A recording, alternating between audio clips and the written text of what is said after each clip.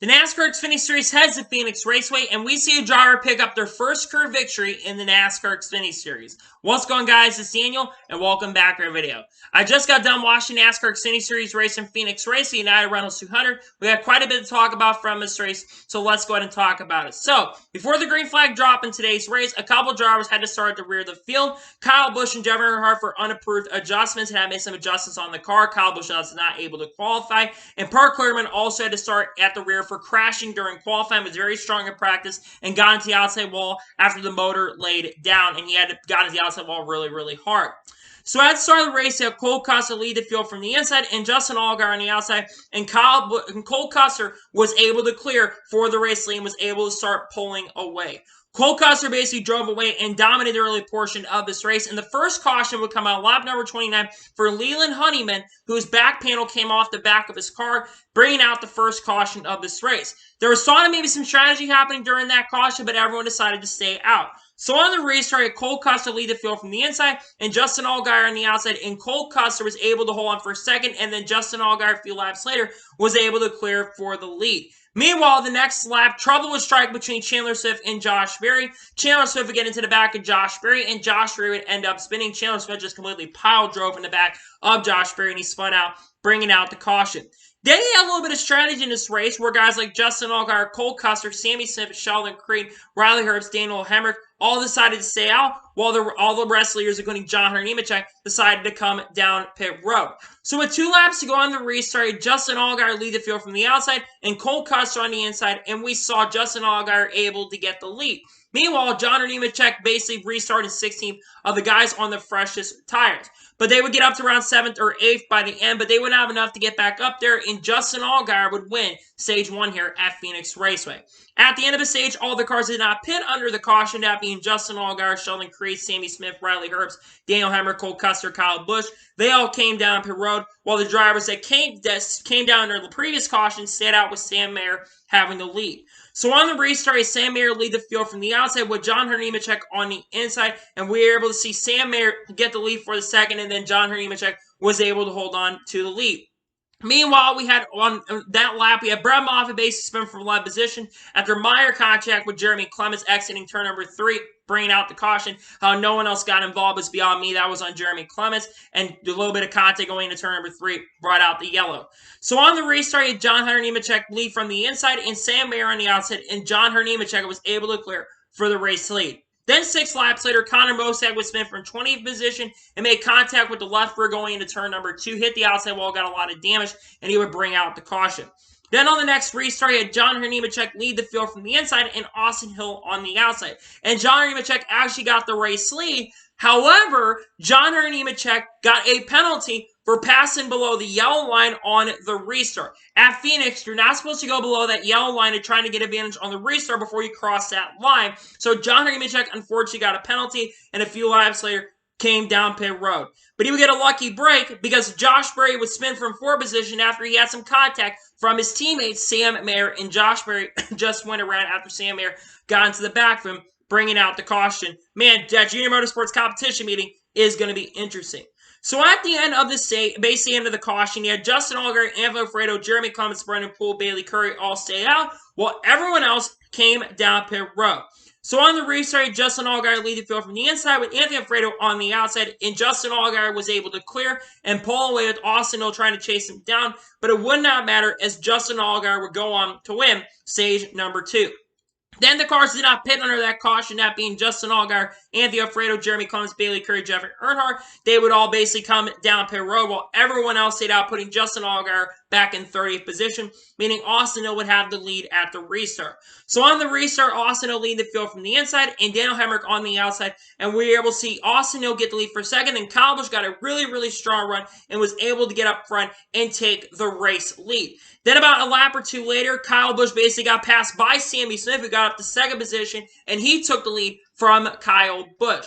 Sammy Smith started pulling out to a massive lead and got a big lead, and Kyle Busch started falling back doing the trash on the grill, and Kyle Busch basically backed up to Austin Hill to try to get behind him so that he can get the trash off the grill. That's why Austin Hill ran up to him really quick. Then Kyle Busch also got an outside wall a few laps later, so he was trying to get by Austin Hill. They got the trash off the grill, but he tried to get back by Austin Hill. Meanwhile, the next lap of the few laps with 62 to go, Gray Gaulding got on the outside of turn number 1 on the wall really hard, bringing out the caution, had a flat tire going to turn number 1, and brought out the yellow and stopped on the track. So then all the leaders came down pit road with Austin Hill winning the race off pit road, with Kyle Busch and Sammy Smith coming off second and third.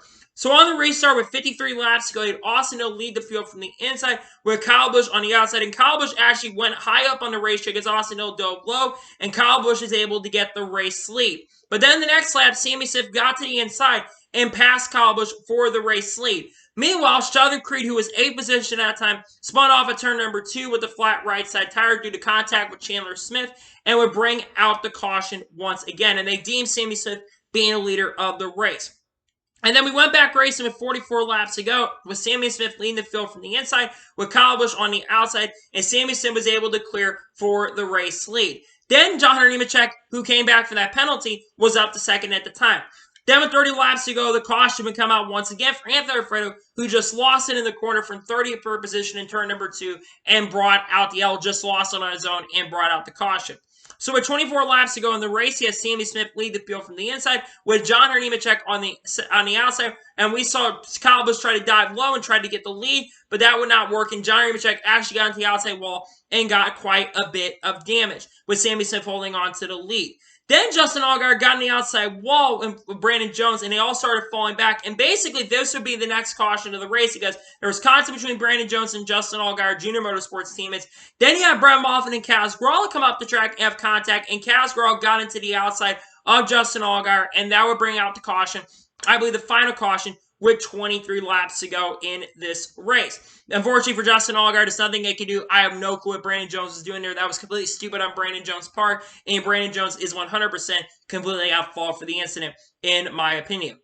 So because of that, we'd have another restart, and the final restart of the race, where Sammy Smith would lead the field from the inside and Kyle Busch on the outside, and we saw Sammy Smith get the race lead from Kyle Busch on the restart, and we saw the lead. Meanwhile, Kyle Busch had a really strong car, though, and was catching him for the race lead and tried to get the lead, but was not able to do that. Meanwhile, with about 12 laps to go, Ryan Truex all of a sudden was starting to make up a ton of ground on Kyle Busch and Chandler Smith and got by both of them and got up to second position. His car was really strong, but he was a second back. But all of a sudden, near the end of the race, Ryan Truex's car was the strongest car in the field and was catching Sammy Smith near the end. But it would not be enough for Ryan Truex to close in. As we're coming to the white flag of the race, Sammy Smith had about a half a second lead. Meanwhile, on the last lap of the race, Kyle Busch and Chandler Smith were batting for third at the time. They have contact at turn number 1. Kyle Busch would basically spin out, had an incredible save. That was on Kyle Busch. Unfortunately, Chandler Smith got on the outside wall, and they would drop back quite a bit. And Kyle Busch dropped basically from third all the way back to 9th position near the end. But it would not matter to the battle up front, because coming off the final corner, Sammy Smith, in his 13th career NASCAR Xfinity Series start, comes off the final corner and picks up his first career NASCAR Xfinity Series victory and becomes the youngest winner in Phoenix history in the Xfinity Series at 18 years old. Man, talk about Sammy Smith. Sammy Smith has been close to winning since the beginning of his Xfinity Series career. You go back to Watkins Glen where he finished third. You go back to Michigan where he had a really fast car. You go back to Martinsville last year where he had a really fast car but got turned by Ty Gibbs. And then you go back, of course, a couple weekends ago at Auto Club where he led quite a few laps as well and was up front in this race. And you think about today as well. Sammy Smith had the best car, in my opinion. That 18 car was really strong, had a fantastic day, ran up front, did a fantastic job today, and a well-deserved win for Sammy Smith. He becomes the third driver to win so far in 2023. I think this is the first of many for Sammy Smith, and I think Sammy Smith is definitely a championship contender. The finishes really haven't shown for it up until today, but I think Sammy Smith has had championship caliber speed all year long and gets a well-deserved first career victory. And hey, this is a driver's-based track. If he's in the championship 4, you're going to have to put Sammy Smith as a favorite considering he's good at this track. But a well-deserved win in my opinion. A congratulations to him. A great win for Sammy Smith. A fantastic victory for him. So now we're going to go through and look results of today's race, and I'll give you my score of today's race. So Sammy Smith picks up the victory. Ryan Truex finishes second. How about that for Ryan Truex? Ryan Truex is fast in practice today, but it didn't seem like until the end of the race the practice speed really showed up. Until the end when he had the fastest car and was actually catching Sammy Smith, which is a shame that he didn't win, but that's the best I've seen the 19 car perform all year long so far. And to see Ryan Truex run as good as he did today and get second place is absolutely incredible. Wish he was full-time in this car, but I think Ryan Truex could win a race or two this year in the 19 car because he did a fantastic job and gets a great second-place finish. Fantastic run for Ryan Truex. How about Sheldon Creed finishing third? He basically had fresher tires, had some scuffed tires on his car, but finishes third. A great comeback from Sheldon Creed today. A rushing to run as well because Sheldon Creed's had an up and down start to 2023. His first top 5 of 2023. Great run from him. How about Riley Herbst finishing fourth? Hey, I want to give credit to Riley Herbst where credit is due. Riley Herbst, I think, is finished in the top 10 in all 4 races started this year, so he's been extremely consistent. He needs to win a race or two this year, but this has been a great start to 2023, nonetheless, for Riley Herbst, and to finish in the top 5 is great. Awesome for Riley Herbst finishing in the top 5.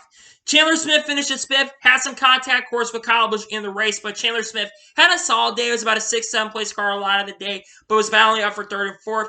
Had contact with Kyle Busch. I put more blame on Kyle than anything else in that situation, but Chandler Smith with an awesome top 5 finish, continuing a strong start to 2023. He finishes 5th.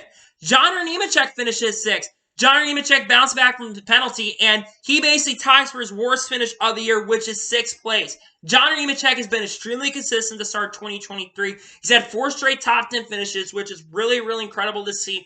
And he has the best average finish of anybody in the field right now. So, fantastic run for John Nemechek in 6th place.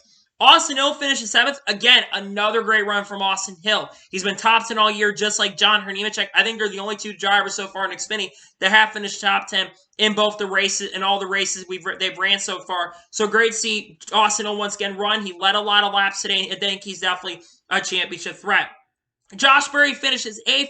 Considering all the adversity he went through, considering he got turned twice in the race, he'll probably take an 8th place finish. Was 4th and 3rd or 4th in one late race restarts, but got trapped a little bit farther back on one of the later runs. But he still finishes 8th. Still a solid day, though, for Josh Berry, who will be competing in the Cup Series race for Chase Elliott. Kyle Busch finishes 9th. Kyle Busch had a top 5 car all day long, not a race-winning car, but that contact with Chandler Smith cost him a great day. Still had a good car today, though. Call just isn't as good as the Joe Gibbs racing cars, and I think that he's just trying to help them out. He did have a solid day, was contending for the win near the end. Unfortunately, though, he fell back after contact with Chandler Smith and finishes 9th. It is what it is. Him and Chandler are probably going to talk after. He's probably not happy with Chandler about the incident, but it is what it is, and Kyle Busch finishes 9th.